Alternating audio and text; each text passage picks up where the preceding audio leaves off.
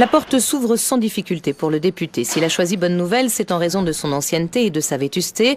Première inspection, la cuisine centrale. Elle prépare près de 5000 repas par jour pour 3 établissements. Un travail difficile, admet Pascal Guédon, le directeur de la cuisine. Il y a du carrelage, il y a du matériel mural, des pièces qui sont un peu abîmées. On a très peu de matériel en fonctionnalité à l'heure actuelle. Voilà. C'est ce qui nous pénalise. Des travaux sont nécessaires, comme dans les douches où problèmes de fuite et d'évacuation sont récurrents. Un état vieillissant qui se vérifie dans les cellules. Dans le secteur des condamnés, près de 300 détenus, souvent à 3 dans 9 mètres carrés.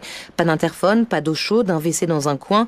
Pas simple pour le lieutenant qui dirige le secteur. On essaye de passer au maximum par le dialogue. Malheureusement, parfois, un problème de chaîne de télé peut engendrer de gros problèmes sur une détention. Et depuis peu se pose un autre problème. Sur nos divisions, il y a actuellement 5 personnes qui sont soit prévenues, soit condamnées pour des faits de terrorisme. C'est une question en tout cas qui est compliquée à gérer en détention. Ça, le gouvernement en est bien conscient. C'est ce qu'assure le député Bruno Kettel. La grande difficulté pour les personnels, qui nous l'ont expliqué au cours des auditions de préparation du projet d'avis sur le budget 2018, c'est qu'une personne radicalisée prend 10 fois plus de temps qu'une personne détenue non radicalisée. À Bonne Nouvelle, une douzaine de détenus sont aujourd'hui surveillés par le renseignement pénitentiaire pour radicalisation.